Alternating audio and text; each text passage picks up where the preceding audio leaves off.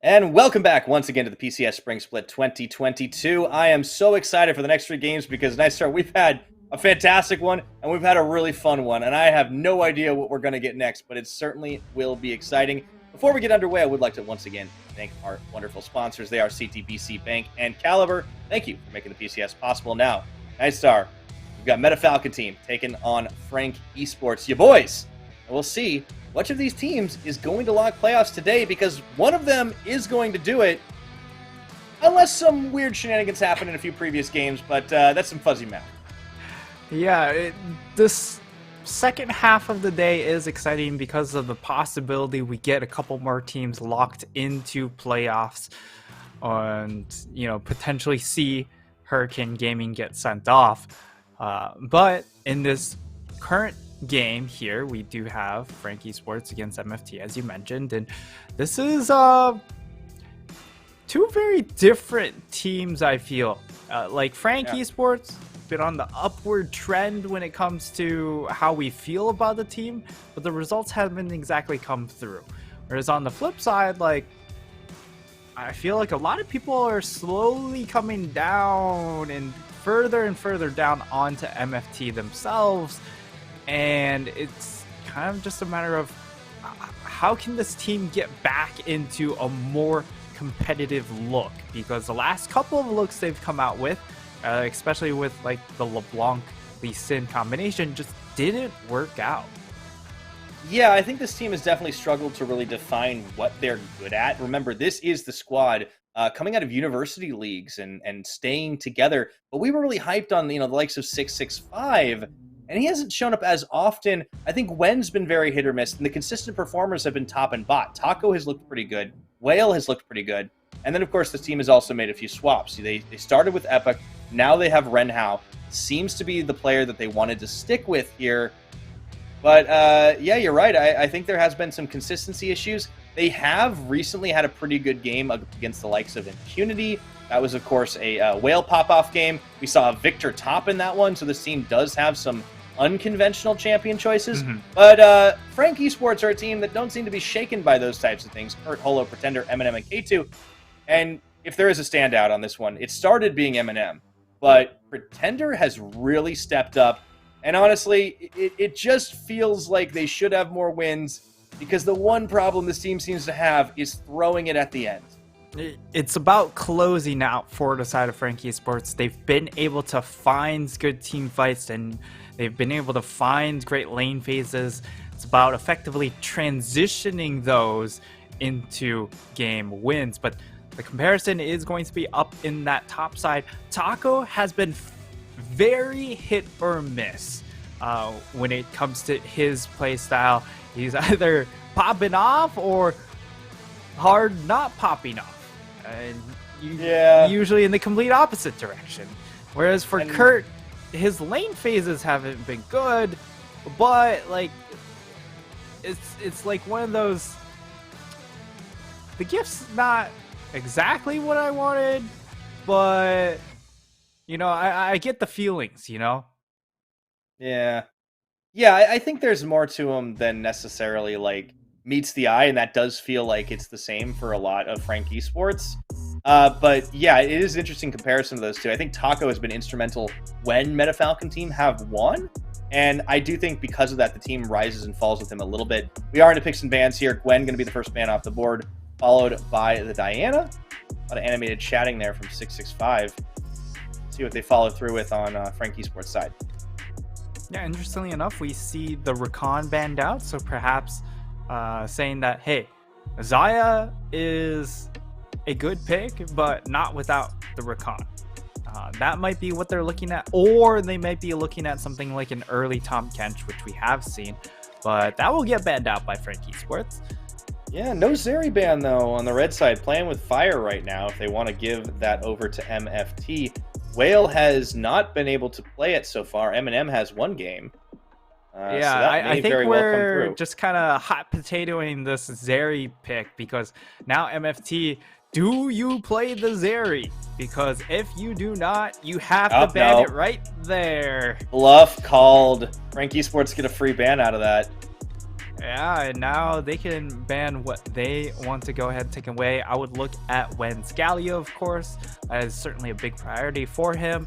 The Rise is also a possibility here.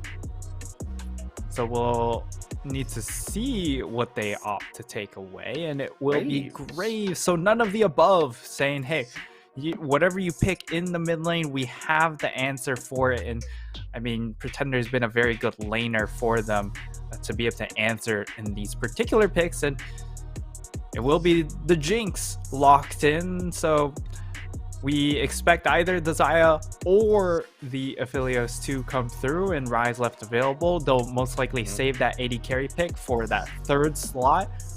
Rise Hecarim, this combination we've consistently seen over and over again. Yeah, it's going to be some bread and butter picks there for FAK Esports, and I do agree with you. I think we'll get to see the AD carry. Interesting point for Eminem too. He's kind of been the opposite of a lot of our AD carries that prefer the Jinx side of the flip. He definitely opts into the Aphelios a little bit more often. So perhaps that's going to be the choice here. Back to the stock standard. And for MFT, yeah, we've got ourselves a lot of engage coming in all of a sudden. And once again, bread and butter. It's the Xin Zhao and Wen gets his hands on the Galio. Remember, this was the team that first did the big old dive all in, but a bit of a switcheroo on the AD carry, Mark, because Eminem's going to get his first Kai'Sa game. And now I get to ask the question, I start AD or AP? I like the AP setup here because, getting magic damage from your top laner, probably unlikely given that Gwen has been taken away. We'll see how the second phase does transpire. Of course, Taco himself, remember the first time around they locked in that the Mordekaiser top lane. So there are still AP top laners out there. I don't think Mordekaiser is the pick though, but I think Kai'Sa fits into the Rise composition pretty well because of the fact you are able to make up some of that magic damage because of either the Crown build or the Luden's build. But in this case, especially against the Galio Xin, you would look for the Crown. Yeah, I was going to say what does Kurt go towards in this, and I was going to think maybe the GP comes through. MFT certainly thinks so. They banned it away. Also focused topside for FAK Esports as they banned Camille away from Taco. And I wonder what else they're focusing on, because Taco as a player has so many different champions played so far in this split. I mean, I'm just like looking at the lineup right now, and it's Camille, Gragas. He had that Akali game. He has a Gwen game. He played Darius. He played Mordekaiser. I mean, I won't want to say he's like good at all these champions, but he's played everything. And Renata Glass gets banned away as well, keeping in mind that was something that MFT had brought out. Not so successfully, but it did happen. Yeah, so here I would expect FAK Esports to go ahead and lock in the support pick. Wait a minute. Blind Gnar. We've seen... Hold on. Alarm bells. We've seen this happen. No. We've seen this happen before. Okay, You're not Hanabi, Kurt. NFT, they should just lock in Malphite. Yes. Guys, Let's Malphite. Go. Let's go. You get the Wombo combo. Come on. It plays Wombo pretty well. It gives you that extra little bit of magic damage you will probably need running a Galio in the mid lane, but it also, again, shuts down triple relatively immovable composition or immobile backline in the Rise, Gnar or mini Gnar and Kai'Sa. So it works very, very well. The attack speed reduction you're getting from a Frozen Heart build is fantastic against AD Kai'Sa. So unless if you're going AP Kai'Sa, then it changes things a little bit. But still. Or you go for the Silas pick, which he already showed into the Gnar, which, by the way, is a better Gnar. Yeah, he flexed really hard on that one. I actually really liked the Taco top pick of the Silas. And now we get to see what Frank's final answer is on the support. And not a whole lot of surprises to see something like the Leona. So it does look like Frank are going to try and dig and maybe dive a little bit deep there. Ooh, Yuumi. but that's a switch up. Okay, Kaisa, Yuumi. It could got the cat lady bot lane. Ooh, K2 might have just saved draft with this Yuumi pickup. Of course, you're into a Braum. Braum's not known to be immensely punishing in his lane phase, and against two champions that are just looking to skate through the lane phase, Jinx, Braum, a perfect lane to pick Kaisa Yuumi against. Yeah, I really like this. We're starting to see a lot of adaptation coming in the league after so many weeks of a very stale bot lane meta. We're starting to see some changes. We're starting to see a lot of adaptation. It's happening around the world as well on 12.4. And clearly the teams in the PCS have been taking note as well. This is going to be an exciting one. Again, a lot on the line in this because a playoff lock is huge for both of these teams. It is top 8 that will get in, but you can start putting yourself into pole position early. Getting that lock does give you some relief, and see where you go from there. I think Meta Falcon team, they're going to have a tough challenge in particular, but they did draft themselves really well for the Wombo combo that they like to pull off. On the opposite side, Frank Esports definitely showing some strength on their side, and I'm super excited to see this bot side. Eminem has definitely proved he can be a pop-off player.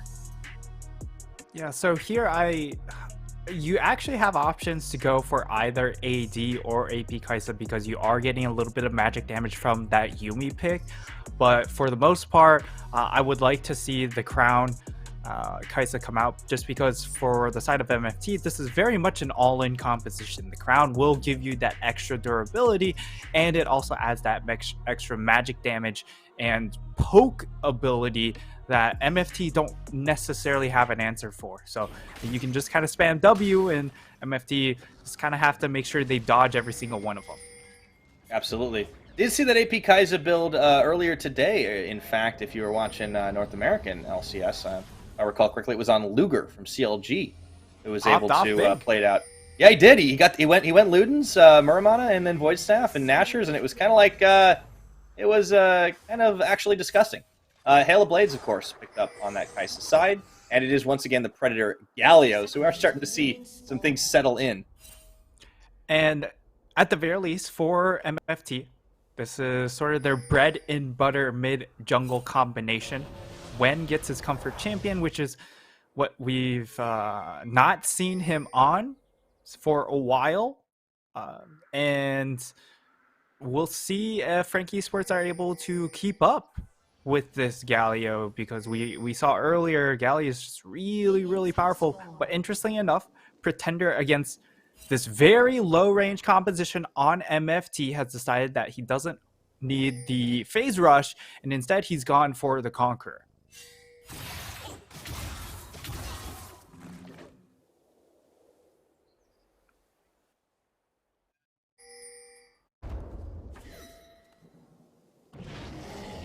Oh, apologies. Had the mute on there for a little while.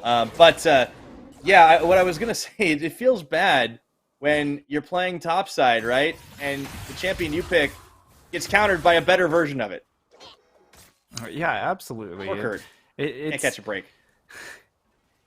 Silas is, it feels like a lot of times when he has great ult setups, he uses those ults just a lot better than the champions those ults were designed for. Like, Mega Gnar is just, it's great when you can have it available to you and use that Gnar ult, but it's only available for a very brief moment of time. It's very specific. That's very true. Ooh, Eminem taking a lot of damage off that Winter's Bite combo, and Renhau tanking it up. 665 getting into the jungle of Polo. Actually, if the Winds of War come off, we might have a little tussle here over the chickens, and Pretender trying to lead the charge, flashing in. That's going to be the taunt off. I think we've got first blood, and we do. It's over to 665. Yeah, Pretender very disjointed in their approach, and I mean, we kind of saw this coming in from Mission, right? Where he got very aggressive with the Predator boots approach here in lane, and that netted them a flash onto the mid laner, whereas this time it was more targeted towards the jungler, and Pretender, his pathing not quite there, leads to him also losing his flash, and that will also result in a red buff taken away by MFT, and MFT have set themselves perfectly in this early game.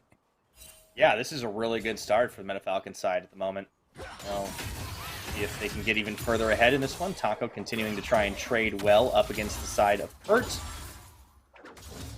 And I am curious to see what the comeback mechanics will be, right? We've talked up Pretender a lot, but, you know, he's going to be playing the tank Rise this game. His output's going to be a little limited. I feel like Frank have kind of put themselves in a position where they need Eminem to be the big carry. Yeah, Eminem is certainly going to be a bit of a focal point. I'm actually interested in seeing like what kind of build Pretender ends up opting for, given that we do see the Conqueror. Maybe he ends up building something with a little bit more oomph. That'll be just something to try and keep track of here. I do think there's going to be a lot of merit in going a little bit more bruisery and tanky in this instance. And but it would also still mean that Eminem is holding a much larger responsibility when it comes to dealing damage. And that's something that has suited Frank Esports well in the past, right? I mean, Eminem did pick up that MVP award just because he was able to dish quite a lot. Definitely want to keep an eye on what he ends up doing this game for his build as well, because we have talked up the ADAP so far in this game. And I do think there are a lot of options there, especially depending on what Pretender ends up doing. So they can keep MetaFalcon team guessing a little bit. But while we talk about that, a really good trade by Whale and Renhao to actually force them out of lane. And we start to see the Jinx of Whale overpower just a bit. And it makes sense, right? Because this Kai'Sa, while on 3 items, it feels really, really disgusting if you're playing AP. On 2 items for AD, it feels relatively strong. In the lane phase, she's just not at all. Feels bad, man, really. So you need a couple of offerings given by your opponent, whether it is through their champion picks or just them playing overly safe in lane phase, to really take advantage of this Kai'Sa. So right now, though, I mean, you have such power in your mid jungle. They've just gone ahead, rotated over for this dragon. So MFT, this early game, great. Now we have to see them be able to transition this one, as Taco might have overextended. Yeah, I think he's just baited himself there. Narbar almost up as Kurt was trying to, but back to the safety he walks. I think maybe Hollow showed his cards a little bit too fast there. Frank's still trying to find a better opener. 665, meanwhile, wants to make a return to the mid lane. Pretender has no flash. There was certainly an opening there in that top side just to set up a very quick dive. You hit level 6 onto Gnar, and then you just go ahead, ult him into the wall before Taco is able to hit level 6. But again, as you mentioned, showed their hand just a tad early, and now MFT in very nice setup here to try and capitalize onto Hollow's positioning, but Hollow is nowhere near. You could say it's a bit of inefficient pathing for his own jungle, but at the same time, it actually keeps him alive just a bit longer. That's true, but a little bit of a tough situation to be in as 665 starts off on the blue. Lascone, going to see that happening, and uh-oh, I'm getting counter-jungled.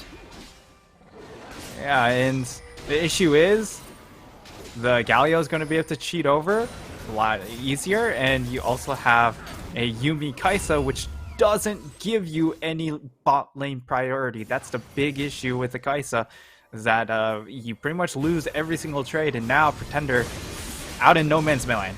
Yeah, one more time, Audacious Charge and the Shield of Duran means that he's going to get 1-2'd, and just before his flash comes off cooldown, man, I mean, we've been talking Pretender up. This might be the worst start we've seen from him in a while. It's definitely been a bit of a bad look for him in this early game. We haven't seen this form of him since the let's just play Victor mid lane days, and You could also say the Rise doesn't exactly play like an assassin either, or big playmaking sort of champion that he has gotten his hands on before, like the Vex, which though still winless has looked pretty good from a mechanical standpoint. Yeah, but those bread and butter champions have been getting punished. They showed very early, and MFT clearly came with a game plan to deal with it. So, 2 kills onto 665, looking for a third. Flash for flash. I think you take that trade because Pretender's been set so far behind already up against this Galio, but he's got to be careful. 665, I mean, could be in trouble. Renhouse stepping a little far forward, but he's in the problem. They tag back in 2v3, but it's not just 2, is it? Because the Galio's coming into the party. Onslaught of Shadows from Holo. They do knock him up, interrupt him. Eminem is here, but so is the rocket from the Jinx. They turn on Holo for the quick kill. Exhaust onto Eminem. Oh no! That was going to be, Renhouse did not have his ultimate in that, and 665 feeds the gold back to Pretender. Ooh, that was a very, very slim edge there. If he gets that kill and lives just long enough to get that proc on his Triumph, it could have ended up in 2 more kills for 665, but we see the side of MFT.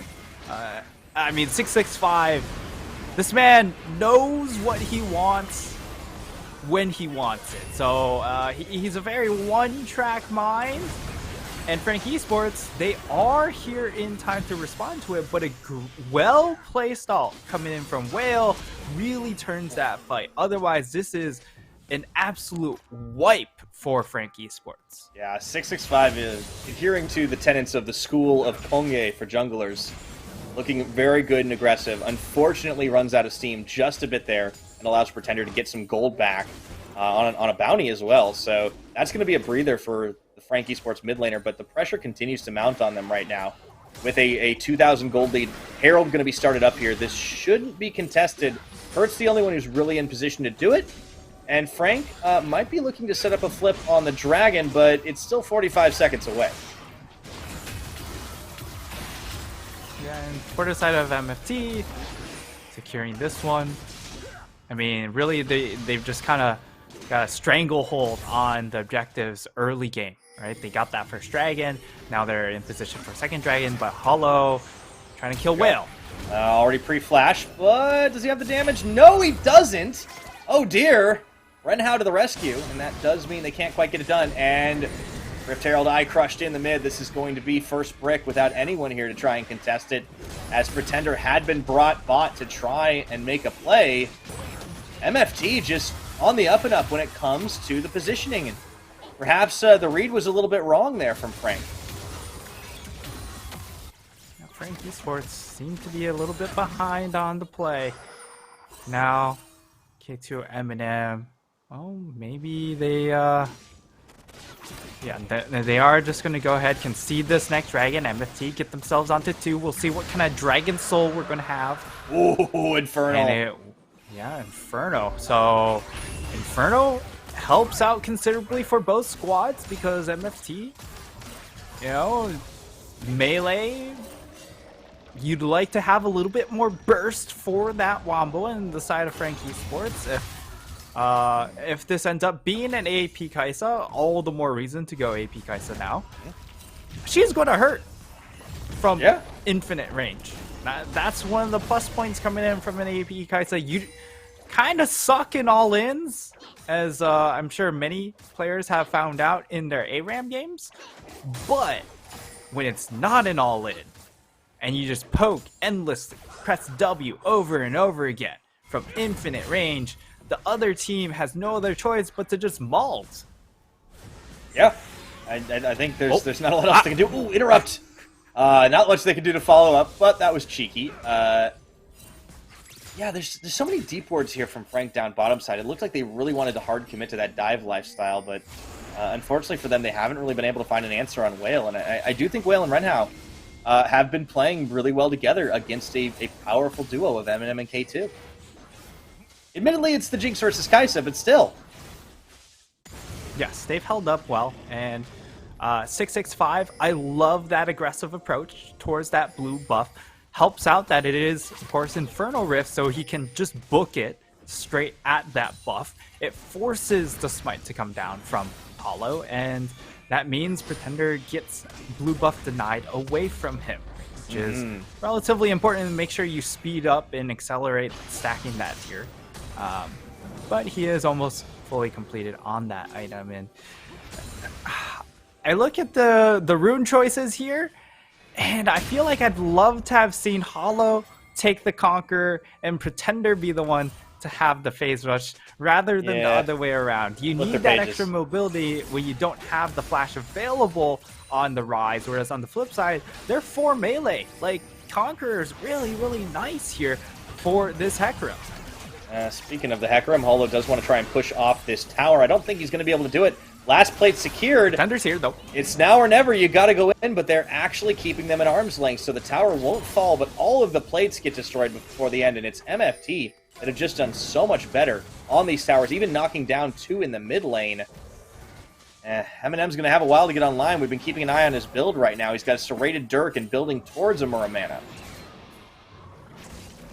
Yeah, a lot of scaling itemization coming in from Frankie Sports. Oh, at 665. 665. He knows he's got backup. It's the Galio. hero's entrance, and immediately Eminem blast cones away. Hollow uses his ult for the defense. They just don't have the damage.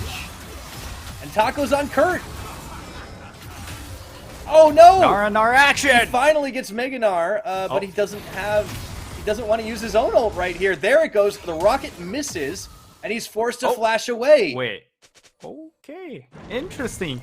This is a hull breaker. Gnar, by the way, flashing away from the trade. That's never a good look. Yeah. Especially since you essentially complete that item to take the 1v1s. Now 665 may have overextended. This time he doesn't have Galio ult. Okay, he burns the flash to get away from that one. Yeah, okay, so a little bit of overextension and a little bit of questionable engage plays on either side there. Man, Kurt, yeah, if you are bailing out of a fight when you're the one with Hullbreaker, that's rough, buddy. Yeah, it's not a fantastic look in that regard, and now it's tough to see where Frank Esports get back into this game immediately because they're scaling.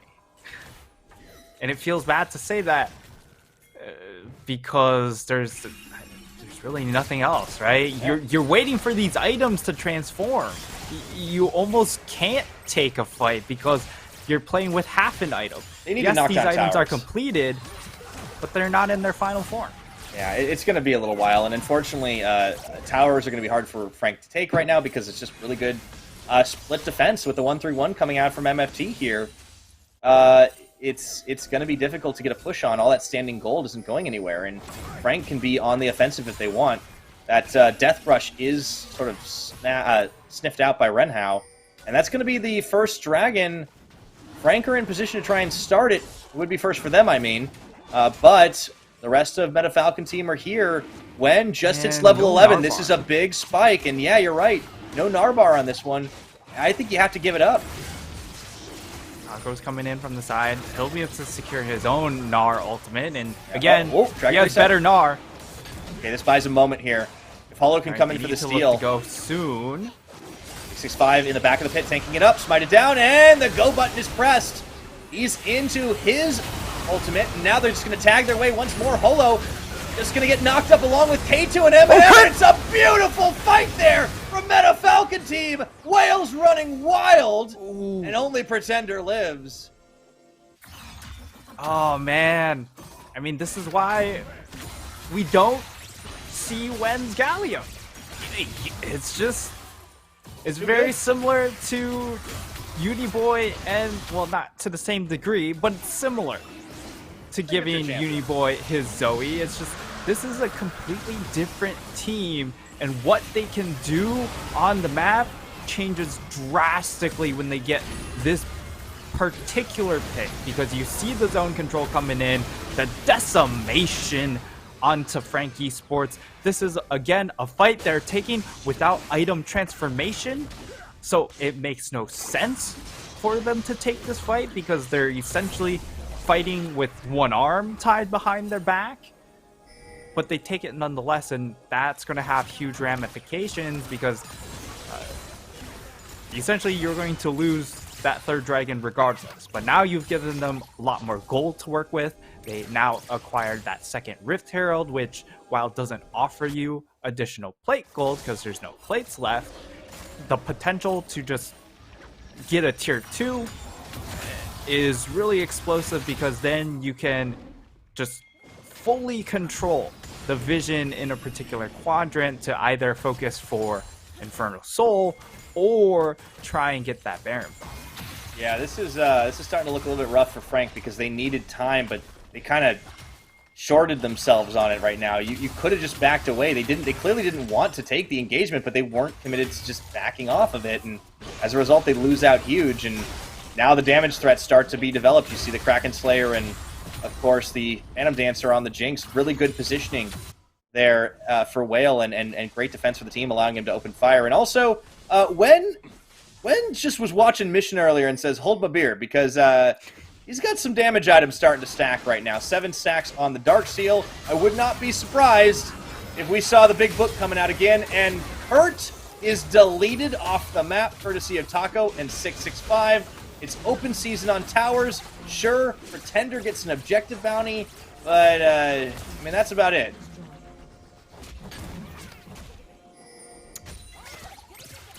Pyra. Yes, PCS Gnar strikes again. It does. Again, there are a few rules in PCS. One of them, don't give Uniboy Zoe. 2 of them, number 2 is, don't play Gnar if your name's not Hanabi.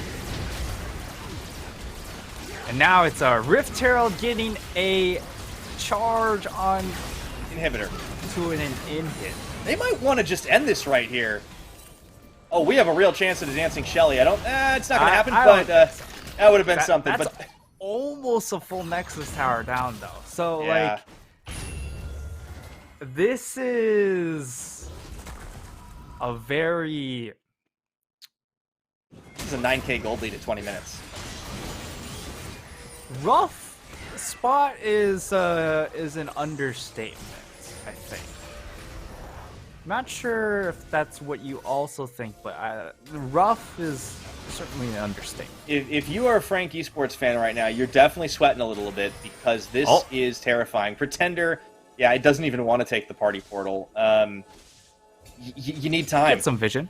Yeah. I mean, it's something. At this point, something is better than nothing. One thing we do want to check in with is of course, the build on the Rise, because we asked about... Okay, Seraphs. We have a Seraphs, okay. So... that makes it even stranger why he wouldn't go for the Phase Rush. Yes, you get healing from both Seraphs and Conqueror, and Conqueror also gives you a little bit additional damage on top of it, but at the same time, you love to have the extra movement speed because you are a little more squishy on this champion, and you should just rely on, using the move speed and then being able to get additional spell rotations off to get that health back. As Seraphs, in its current iteration, isn't quite the power tool it used to be, just giving you a lot more AP, but rather it gives you healing on spell casts. Yeah, so a little bit curious there, and I think there have been a number of curious choices from Frank Esports. This is a 21-minute Infernal Soul, by the way, completely uncontested. Uncontested. That is rough. That is the definition of rough if you're facing it down. You better hope you got late game. Yeah. I'm running out of... I mean, I didn't have that many song references to begin with. But you blew them all in the last game with the yeah. Yeah, exactly. I don't know how to reference this game. You know what? I got one. It's the end of the world as we know it, and I feel fine. There we go. I was about to go... MFT came in like a wrecking ball. Oh, okay. Your music taste is a little bit different than mine, my dude. But you know what? That's okay. Let's see if this Baron can get finished up. Meanwhile, Taco kind of just holding the line. Here's the chance for the steal. It doesn't go through, though. Holo tried, but the smite was not right. And now the fight will go in favor of Meta Falcon team. They lose Taco, but they do trade for Holo and the Baron. Net gains here as MFT looking to cash in big time. MFT, the price was right for them in that fight because they get even, they go 1-for-1, and they get the Baron. They're also have super minions up in that top side. They can essentially just escort that super minion wave to just go ahead and end the game because there is no front line remaining left for the side of FAK Esports. Remember, this is a damage rise and he doesn't have the extra mobility, although Hollow's still back in here, but his itemization isn't exactly quite there yet. They are looking for the engage. They need to find one before the game just ends.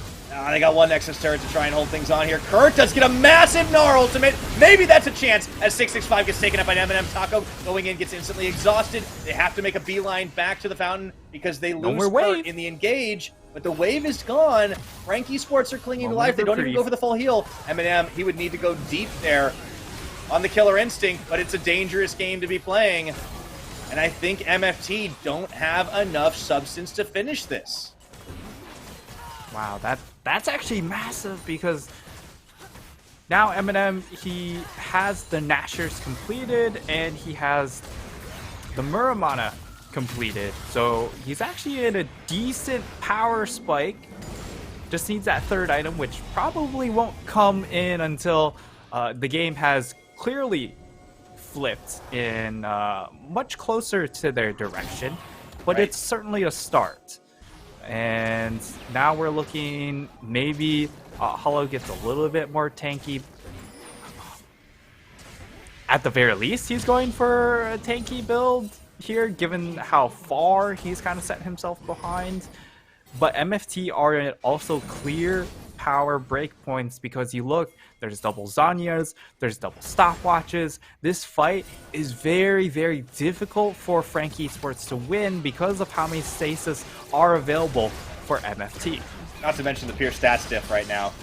Full Soul Infernal against the likes of FAK Esports having absolutely nothing. They need the poke to land coming in from M&M. He is playing a little bit of that AP Kaisa version flare, so this empowered W's coming in with the Yuumi buff. They need to land like 10 of them. Yeah, in a row, and they're out of inhibitors. Well, one back up on the top, but that could be an easy rotate here. As 5 members strong, MFT managed to break bot lane. One Nexus turret is all that stands between them and victory. Kurt has to find a way in. Mega Gnar's going to expire, and now, like, MFT, they can just go.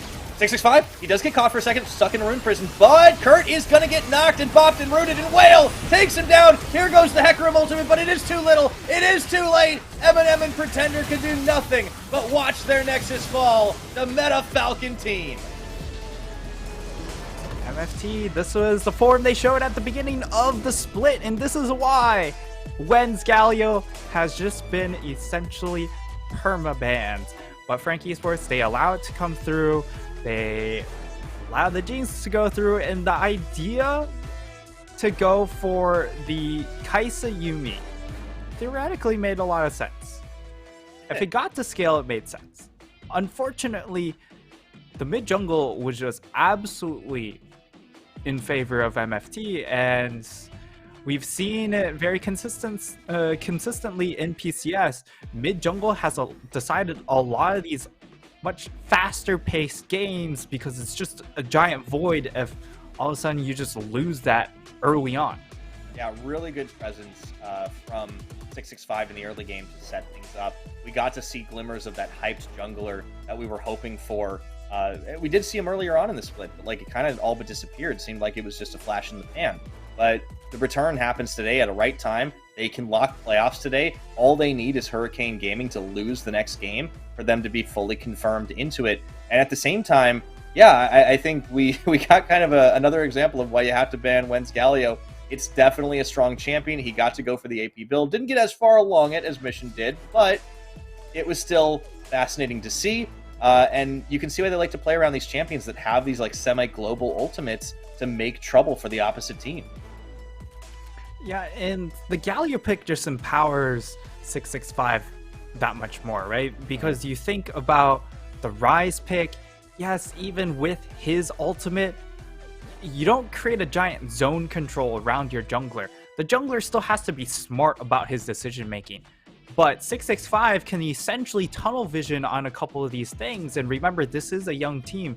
You know, sometimes you aren't able to multitask and juggle everything you need to do properly at early on in the career. So, you know, it makes a lot of sense. Give him the Galio. If he ever overextends, it's not you overextending, it's them overextending because they're coming into a Galio now. Absolutely. I also want to give a shout out to Renhao. I think, you know, we've seen a number of games now that he has been more effective at his job than Epic, and I think nowhere was that more apparent than while they had a winning lane, Whale was able to hold off all the M&M aggression, keep them at bay, and keep the gold game down. They even managed to survive a couple of dive attempts down bottom, and I think you want to give some credit to this support player that they brought in to have a little bit better map awareness, have a little bit better defensive maneuvering, and allowing this team to get where they needed to go. Everyone kind of did their job today on MFT, and I think that was the difference. There was well, Eminem needed overtime, unfortunately, but he didn't get it in this one, and a big part of why is 665. We got to see him step it up on the Xin Zhao today. Finally, he gives us that dominating performance that we've been missing for such a long time. Really oppressive in the jungle. Hollow shoved out of his own jungle. And almost in that same category of PCS Gnar, I almost feel like PCS Hecarim has just been very, very underwhelming. Absolutely. I think he had a good opportunity and he took it. But part of the issue was, I think the Champions Frankie Sports picks just didn't really line up with what they needed. So unfortunately, they dropped the game. They have not yet locked their playoffs, but MFT is certainly going to be cheering for Deep Cross next time around, as we will be seeing if they can get that lock-in on the playoffs. It has been exciting to see this squad develop, Frank. Yeah, and I mean, both of these squads can go ahead lock in playoffs with a Hurricane Gaming loss, but it also means that MFT now tied with Frankie Sports, and if Impunity win their game, which still a relatively tough task against Beyond Gaming, but if they get that win, then we have a three-way tie for that 6th slot, which is important because then you start out of the lower bracket. Absolutely. That does make all the difference. Well, that game's done and dusted. We're turning the corner. We got 2 more to go, but don't go anywhere. Right after this, Deep Cross Gaming take on Hurricane.